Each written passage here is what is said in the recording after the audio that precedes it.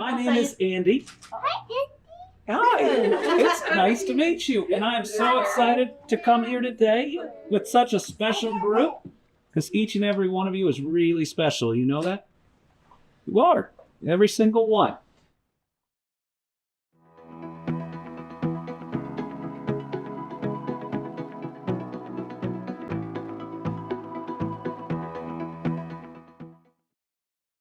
Across the nation, the opioid epidemic continues to devastate communities and families, with fentanyl taking a deadly toll. We've lost too many parents, children, relatives, and friends. All are children of God taken far too soon. The good news is there's hope. We've worked hard to boost access to treatment while also reducing the stigma around asking for help.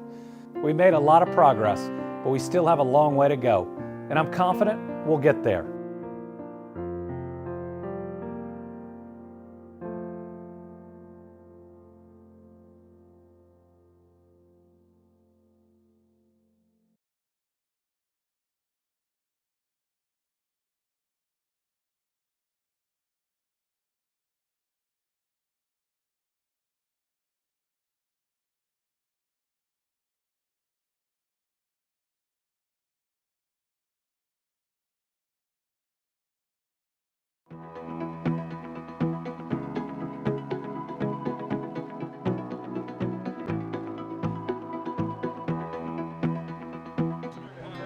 Tourism is essential to Kentucky.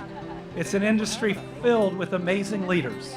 It's an industry that brings joy to families across the world and across Kentucky, including my own. But it also brings good jobs. It boosts our economy, and it supports our local communities. We're not looking at the same Kentucky anymore. Thanks to the work of everyone here, we're welcoming people to our new Kentucky home, one filled with opportunity and prosperity. Kentucky is on that biggest economic winning streak we've ever been on. And today, we get to announce that the numbers are in, and 2023 was officially the best year in Kentucky's history.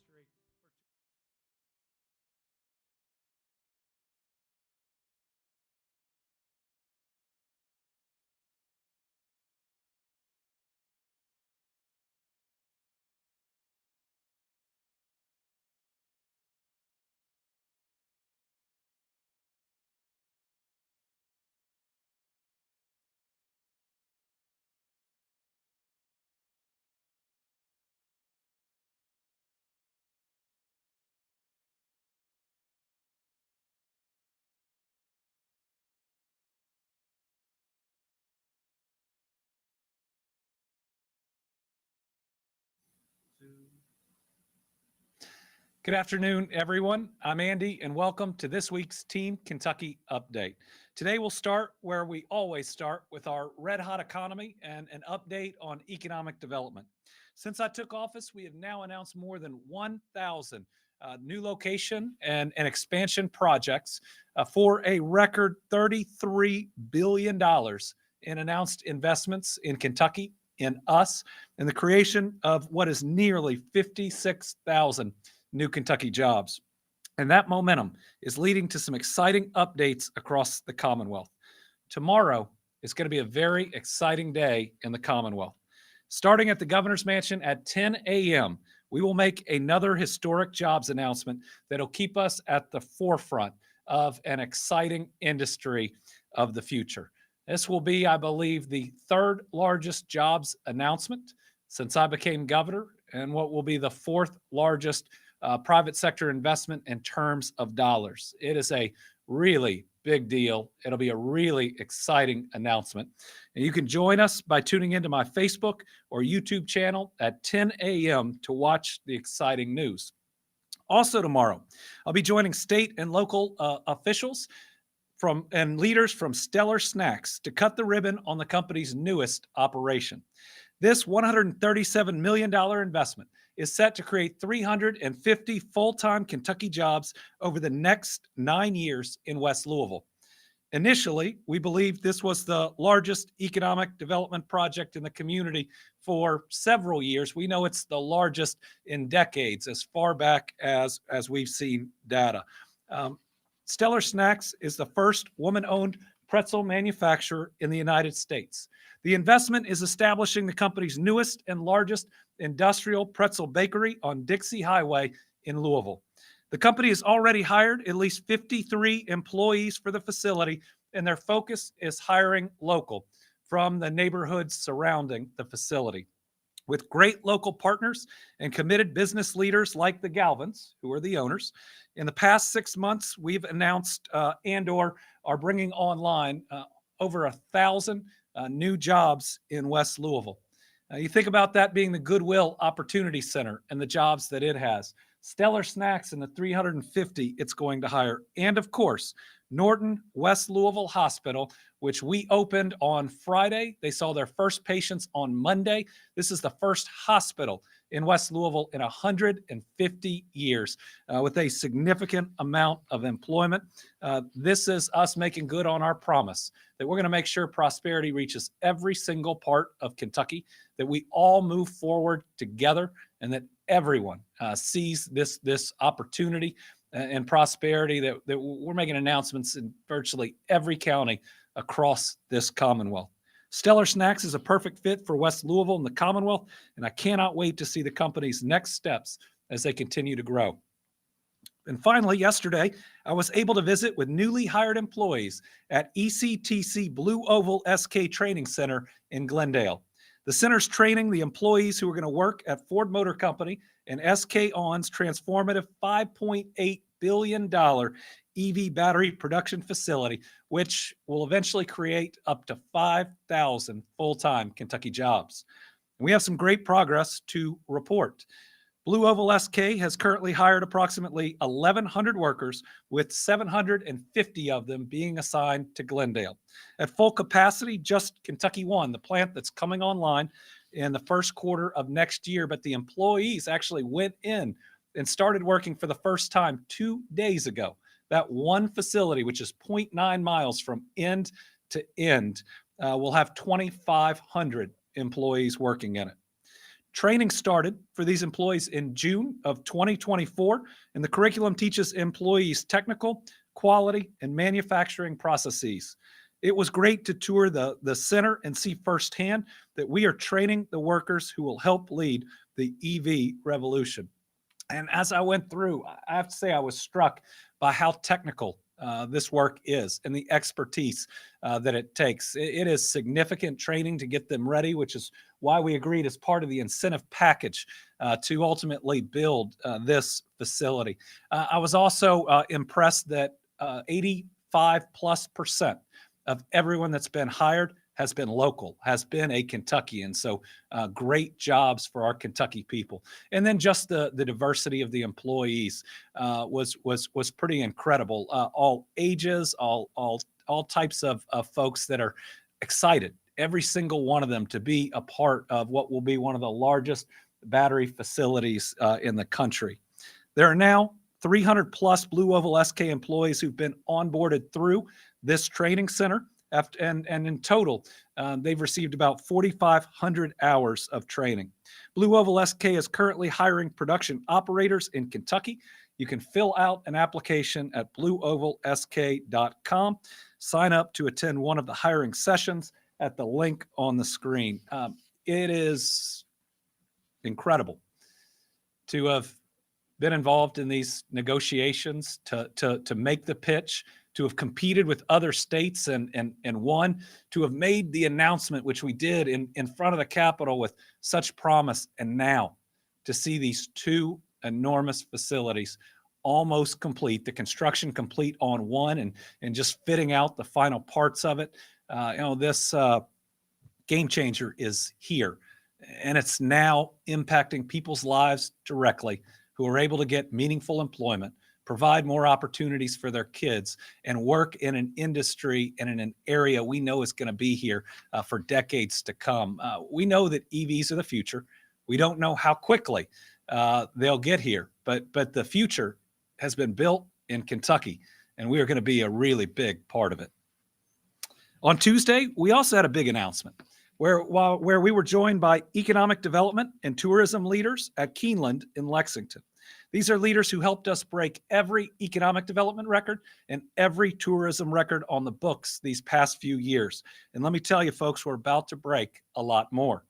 That is why now is the time, the key time, to tell our story, to leave behind the stereotypes of the past and introduce the world to everything we're doing in Kentucky and what it's like to live here, to work here, and to raise your family here.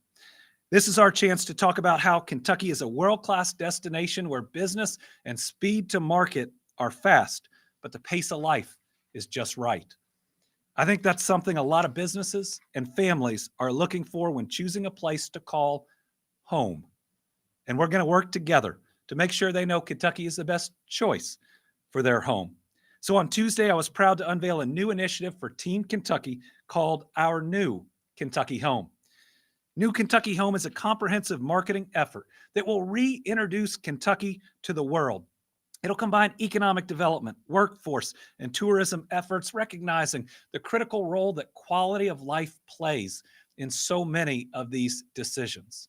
When people look for information on Kentucky, they're going to be connected to our great tourism opportunities, but then they're also going to see the exciting jobs we've brought in, the new upgrades at some of our parks, the things that are going on in our downtowns, the local coffee shops. This is our chance to show people our quality of life and for them to be able to feel what it's like to live here. In Kentucky, we have a stronger sense of home, of the place that we're from, and pride in our home than just about anywhere that I've ever been. So this has an opportunity to take that pride and to unleash it onto the world with an invitation to come join us, to be a part of the special things going on in Kentucky, to move your family into their new Kentucky home, to make your business, move your business here and make this your new Kentucky home, to come see everything we have to offer at our new Kentucky home.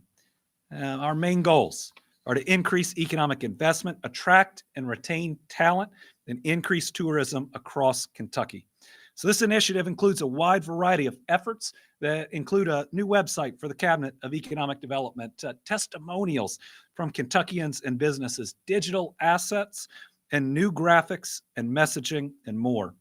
It's going to extend across social media, digital platforms, and domestic and international marketing efforts. It'll help ensure consistency in messaging to businesses, tourists, and potential new residents. And everybody's going to have a chance to be a part.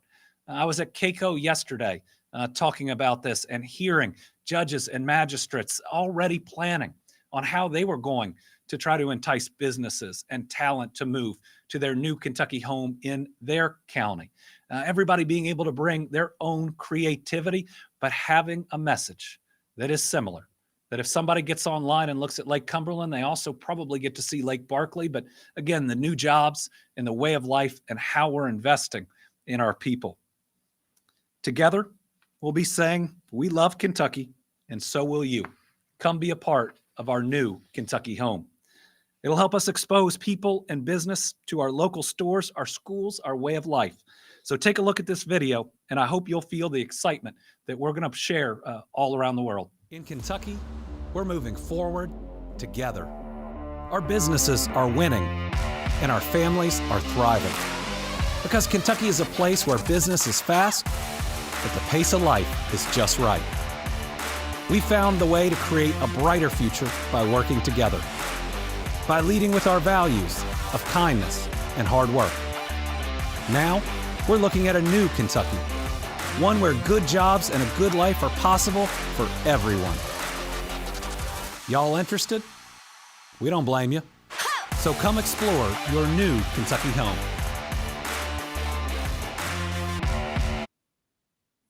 We're excited about this campaign, and it's going to make a lot of people want to call our Commonwealth their new Kentucky home. We also want Kentuckians to get excited about this initiative, to share the things that they love, because it's important to me that our people feel a sense of pride and that everybody is included in this. This is all of us working together to ensure in this moment of opportunity that we seize it and bring as much prosperity to our state. So I'm asking Kentuckians to help take part by posting positive photos, videos, and testimonials from our new Kentucky home on social media with the hashtag New Kentucky Home. Those who take part will have a chance to win a 2-night stay at a Kentucky State Park. We'll select a winner once a month at the Team Kentucky Update from December of this year through April of 2025. So let's start sharing some positive things on social media, which will be a good thing all by itself. But let's also make sure that we're doing it in a way that lifts up our state, lifts up our people. And you never know when your positive post might be the thing that catches somebody's eye who's not just planning on moving their business, they'd be moving their family. And what you share could be the difference between them seeing themselves here or choosing something else. So remember, together, we can celebrate local businesses, stores, restaurants, and people that we love. We can show the world that we're not looking at the same Kentucky anymore. Because we have used common sense to find common ground, we've led with values of kindness and hard work. And now we're looking at our new Kentucky home where opportunity and prosperity are available for everyone. All right, today we're also announcing a significant investment to strengthen our state's infrastructure and to fuel economic growth. Team Kentucky is dedicating $7.5 million to support 8 vital railway projects across the Commonwealth. These projects will maintain and enhance existing rail lines, make critical upgrades, and create opportunities for industries to thrive in our new Kentucky home. Rail is a vital part of economic growth as it connects us to markets, it helps move goods efficiently, and it creates good jobs for our Kentucky families. These investments will make sure our rail systems are up to date, that they're safe, and that they're ready to support all these growing industries. Improving our infrastructure lays the groundwork for a brighter and a more prosperous future. These upgrades will not only retain existing businesses, but also attract new industries, bring more opportunity to communities across the state, and so much more. Whether it's a new factory, a new logistics hub, or a new tech startup, this investment will make Kentucky even more attractive for business. The funding comes from the Kentucky Short Line Infrastructure Preservation Program, an initiative I was proud to include in this year's state budget, which the General Assembly approved and appropriated dollars to. That builds on an earlier announcement made this year in our river ports, another key investment. With us today is April Collier of R.J. Corman. They were one of 5 railroad companies to earn a state funding award. We're investing $1.5 million to improve their Central Kentucky and Memphis line. April, if you'd please come and share a little bit about the project. Thank you very Thanks much. for being here. Thank you. Please. Thank you again, Governor Beshear, for inviting us to be here today. We are incredibly grateful for the generous grants that the Kentucky Transportation Cabinet awarded under the Kentucky Short Line Infrastructure Preservation Program, KSLIP for short. This new program has already shown how vital it will be to preserving and enhancing the rail system in our state. R.J. Corman is elated to receive 2 significant grants. First, the Bluegrass Multimodal Freight Improvement Project has been awarded $1 million from KSLIP. This project will show great benefits not only to our customers and to our railroad, but also to the community of Central Kentucky by diverting 130,000 heavy trucks off the roads over the next 20 to 30 years, and ensuring that our short line, the RJCC, will be able to continue to efficiently and safely operate our trains between Louisville and Lexington, Kentucky. This new project will not only make improvements to our mainline railroad, it will also support the building of a new transload yard in Frankfort, Kentucky. And it'll make upgrades to our Lexington, Kentucky rail yard to support the sustainable operation of sand shipments coming into Central Kentucky for many years to come. Second, the Memphis Line Track Rehab Project in Western Kentucky has been awarded nearly $500,000, with R.J. Corman matching this amount. This project includes rehabilitating and improving existing railroad track, making improvements to our at-grade road crossing, and extending traffic approximately 200 feet to create operating efficiencies for rail traffic. These projects will help us to continue to provide efficient and safe rail operations and lower emissions by reducing the number of big trucks on Kentucky's highways. R.J. Corman Railroad Group has proud to be a Kentucky-based company since 1973. We're dedicated to providing exceptional rail services and contributing to the state's economic growth. Our longstanding presence in Kentucky underscores our commitment to maintaining and improving our rail infrastructure, ensuring that Kentucky remains competitive in the national and global markets. We extend our heartfelt thanks to Governor Beshear, the General Assembly, and the Kentucky Transportation Cabinet for their support and commitment to improving Kentucky's rail infrastructure. These grants will significantly enhance our ability to provide safe, efficient, and sustainable operations for our customers, delivering their freight and serving the communities that they are in right here in our home state of Kentucky. Thank you again. Thank you. R.J. Corman is such a great Kentucky company with so many employees that are able to create a better life for their family because of this company's employment, their investment. We thank you that Kentucky has been your home for a long time, and thank you for all your work in helping us build this new Kentucky home. We're going to continue the work to improve railways in Kentucky by expanding rail access, improving safety, and increasing jobs in the rail industry. Now through December 2nd, we're taking applications for our second Railway Improvement Program. For more information, visit transportation.ky.gov. Now, Monday was Veterans Day, and today we have an update on a program helping our military families here in Kentucky, the Purple Star School Program. Kentucky has over 40,000 military children. These children make sacrifices daily so their loved ones can serve and protect our great country. From deployment to relocation, these challenges can be difficult for families, but programs like this one can help. The Purple Star School Program is designed to help teachers and staff respond to the educational and social challenges that military children face during their transition to a new school. It will help keep them on track for graduation so they have all the resources they need to create a bright future. In 2022, my wife Brittany and I were proud to help launch the Purple Star School Program here in Kentucky. 2 years later, Kentucky now has over 130 participating schools. And we have 3 counties that are all Purple Star counties where every school is certified. Those are Christian, Monroe, and Meade counties. We're so grateful to our schools that have taken on the Purple Star Challenge. And we encourage any schools that haven't to get certified now. Please visit the program website on the screen, kypurplestar.org, to apply. The next round of applications closes February 15th, 2025. We have Matt Johnson along with a number of other folks and General Bullard with us today. Matt is the Family Resource Center Coordinator at Westridge Elementary here in Frankfort to talk about this program and how it's impacted his school. Thank you.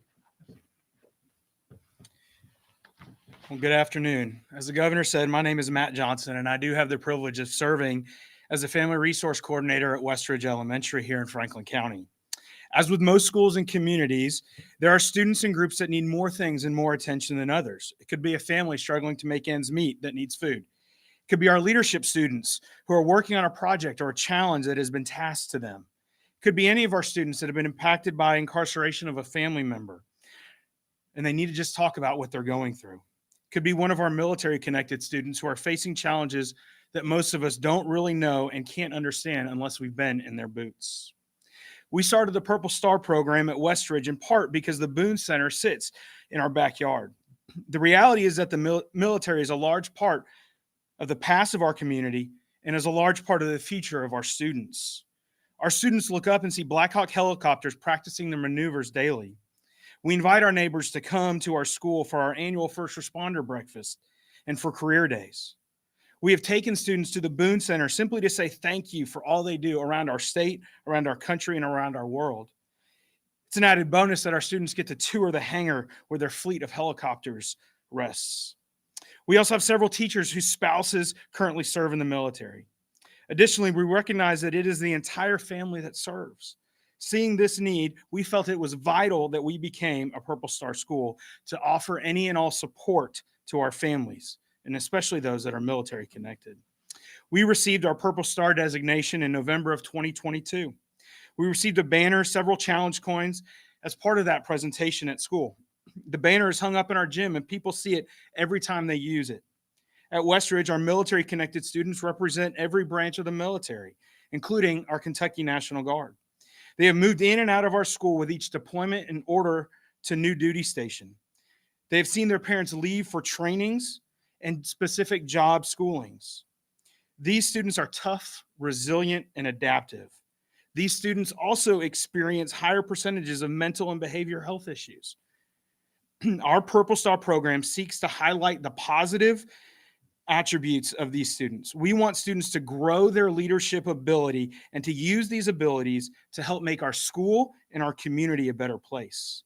We believe that our military connected students can not only learn what it means to be a better leader and better citizen, but that they can also teach our current students what it means to be a better leader and a better citizen.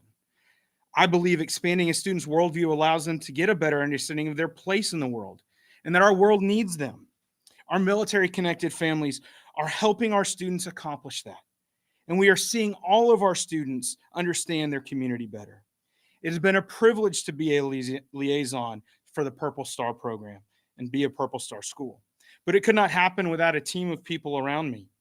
My co-liaison, Whitney Valentine, is here. She is our behavior interventionist, but more importantly, she is a wife and mother. Her husband and her 2 sons serve in the Kentucky National Guard. Ms. Valentine was the first to jump on board when we began talking about becoming a Purple Star school. She is an amazing asset and friend who helps our students daily. She has similar lived experiences to our students and is able to understand the highs and the lows that they face. I also get to work with the support of an amazing administration. Ms. Drury, our principal, Ms. Kurtzinger, our dean of students, Ms. Spicer, our school counselor who is here, all support our staff and students and are a part of our Purple Star team. Their support for our students, particularly our Purple Star students, is unmatched. Our team constantly goes above and beyond to support our students and to lead them with compassion and empathy. Being named a Purple Star school, as I have mentioned, is an honor. The presentation of the Purple Star program that the Purple Star program brings to your school is incredible. It is fun. It is memorable for our staff and our students. I would like to think that even if we were never named a Purple Star school, our team would still be meeting the specific needs of our military-connected students and families. However, being a Purple Star school allows us to better highlight those students and their families and the sacrifices that they make on a daily basis. Being designated a Purple Star school allows military families to know that we are here and that we support them, that we understand the specific needs and challenges that they face. It is more than just about receiving a designation, but actually being intentional about helping these families transition into our communities and to thrive in our communities. I am thankful for the support that we get from our regional prevention networks, and Steve is here representing them, and the resources that they are able to provide. Our direct connection to them and through them allows us to access the resources they provide and do so quickly and efficiently for our families. I'm also thankful for the support of the Governor and First Lady Beshear, who see the value of this program and believe that the students of Kentucky are worth fighting for. These supports and resources enhance the services that we are already providing our students. We look forward to partnering together for many years as we support our military-connected students and their families. And because of that support, Governor, we do have a gift from you from the Purple Star program. We would like to give you a Purple Star Challenge coin. General, would you like to say anything about that? Governor, your support and Brittany Beshear's support and the Lieutenant Governor's support has been essential to our program. Thank you. And we encourage all of Kentucky to become a part of this wonderful program. Thank you, sir. Thank you all. Very great. Thank you. Thank you, Jim. Thank you all for your great work. Thanks for being here. Thank you. Well, very powerful. We just got to see what an amazing program this is, and also be reminded how amazing our public school educators are. You can hear the passion, how much Matt and every public school educator put into their job, how much they care about our kids. And I, for one, am thankful that last week, the people of Kentucky showed our public school educators how much we care about you, and we're going to continue to stand up for you. Today, we have a special Team Kentucky All-Star. This is a tough one. Last week, I and a lot of other people lost a friend in Lana Grandon. I had the honor of working with Lana when she served as an assistant attorney general in the AG's office the entire time I was there. She retired from the AG's office in December of 2019 as the longest continuously serving female assistant attorney general in the history of the office, a position in which she served as an attorney, but also, and maybe even more importantly, as a mentor to countless other attorneys and advocates. Lana also joined this administration. When I transitioned over to being governor, she wanted to come and be a part of Team Kentucky, and I was blessed. She had that interest, and she continued in her new role to help others. She was a tireless advocate for crime victims and their families during the worst times and days of their lives. Her legal legacy included numerous published opinions, participation in statewide task forces and legislative initiatives, all of which she worked on to help support victims of crime and their families. Next week, at this time, we'll be announcing the Violence Against Women Act recipients. And this year, we're going to be doing so in honor of Lana. I'm told this was one of the last projects she completed, that she just finished all the work on the reviews so that they were ready to be announced. And that's so indicative of who she was and is. She was always working to help others, and she did so throughout her life. Brittany and I send our deepest condolences to her families, friends, and colleagues. Just a remarkable individual who worked so hard, a true Team Kentucky All-Star. We will miss her, but we also know that we will see her again. Now, with that, we'll open it up to questions. I think we have 4 journalists here with us and 3 on the line. We'll start in order on my sheet with Tom Latek. Thank you, Governor, and good afternoon. What are some of the other railroads besides Arctic Coleman that are getting this money? We can get you the full list. I think it'll be included in the release that'll go out later today. Okay. Jessica. So just to pivot to tariffs and a short Right. pivot, but you explained that economic tourism and the bourbon industry are huge parts of your Team Kentucky building up this tourism. Now that we're seeing a second Trump administration, we know that we have seen tariffs the first time around. Those were relieved during the President Biden administration.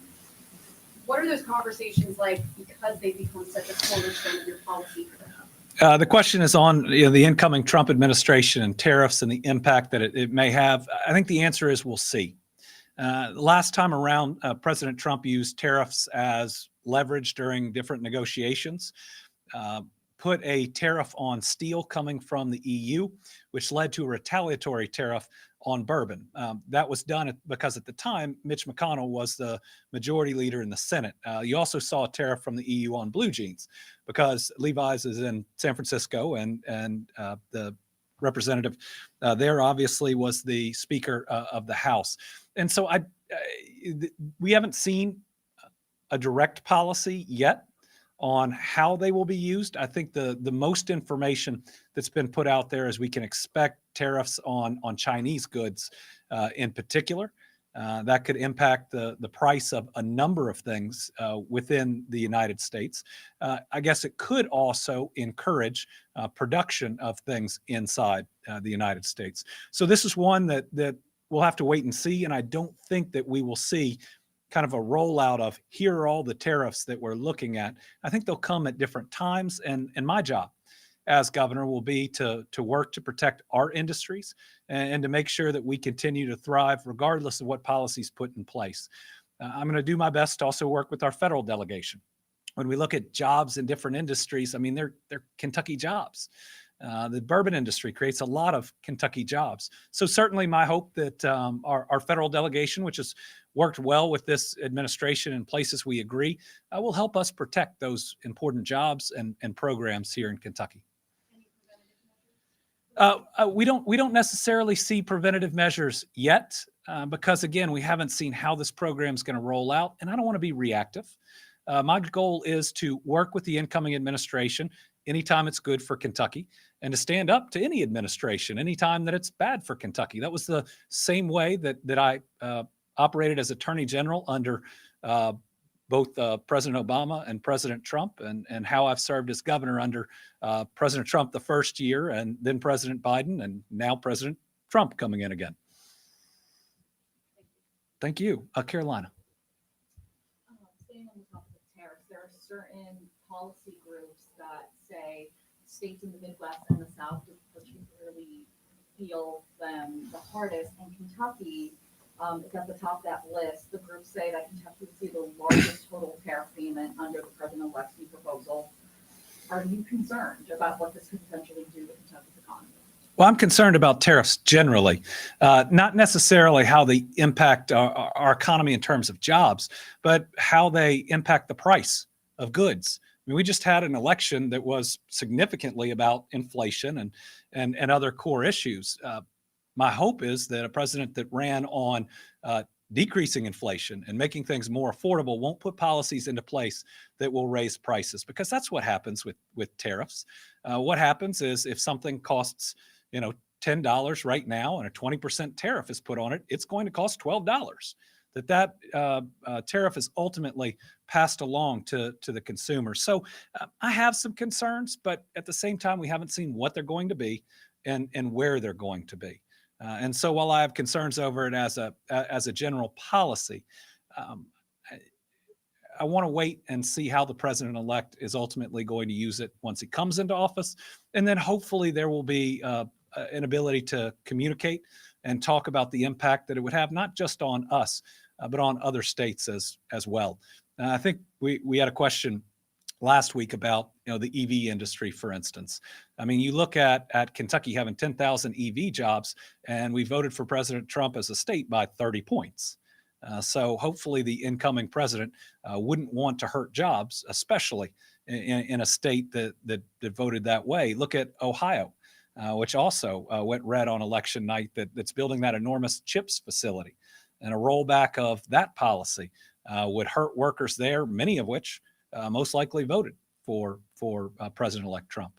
So again, it's early. All we're seeing right now are some nominations. We'll see what the policy looks like in the coming months and maybe even years. Hannah.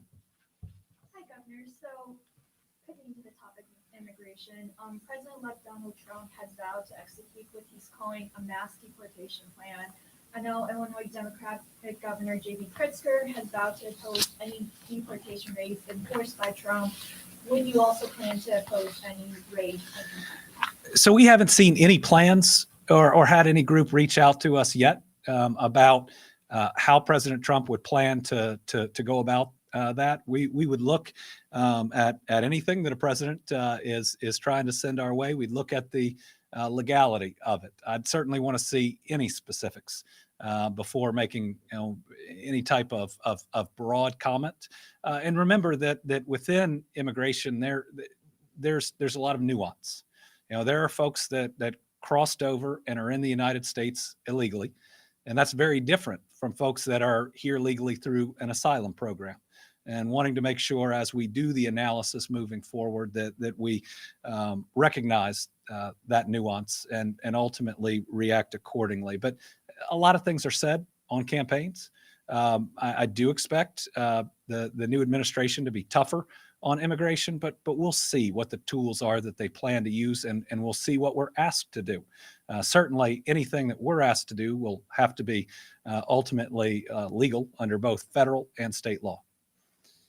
On the line, we have Karen Czar. Thank you, Governor. Good afternoon. We're about 6 or 7 weeks away from the state's rollout of the medical marijuana program, and we've done a lot of stories about the business end of it. What do patients need to know as we get closer to the start date? Thank you. I think it's next week at the Team Kentucky update, or possibly the week after, but I think it's next week that we're going to talk about the website rollout. of the doctors, nurses, and others that have been certified, or where to go to find which ones have been certified to ultimately go see. Under this program, you're also going to see us roll out a tool where people are going to be able to get online and see where the various dispensaries are under the program. Our goal is to make it very friendly because those that are seeking this help, they're already going through a lot. They have serious medical conditions, which is why this program is so important. But just through a search off of our website, they are going to be able to find both the names and the locations of the medical professionals that they can go and see, and then the names and the locations of the closest dispensaries to them. I would remind folks that we are likely not to have full product on the shelf or product on the shelf January 1. The way the program was set up, we've got to build the entire system out, and we have to do it right. Getting it right and doing it safely is the number one goal here. And we're also then trying to do it as quickly as we can. As you've seen, we've had the lottery for the growers and the processors. We also have open applications again for the labs that will do the testing to make sure it's safe. We've got the 2 dispensary lotteries coming up. Those are occurring a little later than we would have initially liked to have done it because there were so many applications, but we committed to doing this process in a fair and a transparent way. And so we are going through that whole process where each application is reviewed. It's actually sent back to the applicant to make any changes so that the maximum number of groups can be included in that lottery. Okay, Gil McClanahan. Yeah. Hello, Governor. Can you hear me? I can hear you. Okay. I've got one question with 3 parts with it. It's talking about the New Kentucky Home Initiative. How much is that costing taxpayers? Number 1. Number 2, and when will we see it on social medias? And number 3, do you foresee this on commercials on televisions throughout the nation? So we are doing it fully within the existing budget for economic development, for tourism. What you're going to see is materials that we already put out for different reasons to contain this new rebranding, which you will see both across the country and across the world. It's also reshaping our thinking to make sure that our messaging at economic development and our messaging with tourism line up in this exciting new initiative so that we are exposing, whether it's advertising through tourism, announcements through economic development, we're exposing the world to more of who we are and what it's like to be here. It's really exciting. It's creating a lot of energy, but I think we're only going to be part of it. You're going to see counties, you're going to see local tourism groups, you're going to see local economic development groups. You're going to see our companies that have gotten excited talking about their new Kentucky home and talking about it to other companies. I remember talking to one of the newest ones that we had broken ground on, knowing this initiative was coming up. And it took about 2 minutes and they said, we're on board. We're thrilled about being here and we want to spread the message of what a great place it is to do business. So you will see it coming through on social media. It'll probably start from a lot of our cabinet communications, but also some of the advertising that we are already doing. And so you think about now that advertisement that's saying, come visit this attraction or this county. You're also seeing some of the jobs in it. You're also seeing some of the local parks in it. So that when people come, they don't just come to see that attraction. They go to that restaurant. They go to that park. They look around and they see what a great place this is to live. And then hopefully they move their business and they move their family. All right. And finally, I think we have Michelle from WHAS. Hi there, Governor. As you know, we had 2 people that were killed in the Givaudan explosion this week. The community is shaken up, but they have not seen a presence from the company just yet. Do you think the company should be doing more in the community? Well, I believe any company that has an explosion in a community ought to be there talking with the neighbors, assuring them that they're going to take reasonable steps. This is obviously under investigation. Our OSHA office and others are looking at it, and we need answers. But this company is also going to need to provide reassurance to the community. Look, this is a big deal. It was incredibly scary, and we have two individuals who are dead, whose families are mourning, and a lot of others that are hurt. To operate where they operate, they need to be out in that community, telling people first what happened, or telling them that they're committed to finding out what happened, and then to be fully transparent about it, because we're certainly going to be. But then to reassure them that they'll take steps so something like this doesn't happen. A really scary moment. Could have hurt a lot more people. The main thing that I'm focused on are those two individuals who went to work that day and should have been able to come home safe to their families. We'll get to the bottom of it. Make sure that we know all the facts when the investigation is complete. Share those facts, and then if there are any lessons learned that we can take from this and provide to other companies that are out there, we should. This is a tragedy, and ultimately we need to pick our people back up, but we need to get answers, and then ultimately we need to get we need to do better because of what we learned from it. All right, those are all of our questions. Thank you for coming to this. Oh, we got one more? Sure. For local, so I wanted to say Yep. thank you for enough time. Versailles has been without a mayor for about 6 weeks now. They had a resignation since October 1st. There hasn't been a mayor. Are you able to explain or say where that process stands? Yeah, I'm in the process right now of selecting a new mayor for Versailles. They've been without a mayor for 6 weeks, but the first 30 days, the decision lies with the council. That I have no authority in that period, and very rarely do these come to me. Normally, the council comes together and says they want to choose their mayor. The situation is complicated a little bit because of that, but there has been some real interest, and I think we'll have an appointment soon. I know Versailles needs a mayor today, but I want to do my best to get it right, or to at least make a very good decision. And for that, I'm just trying to make sure that I have enough information. I'm sure when we make it, some will be happy, some might not be, but it's an incredible community that I love and care about, and I want to make sure it gets the best. Thank y'all. Yeah, let's do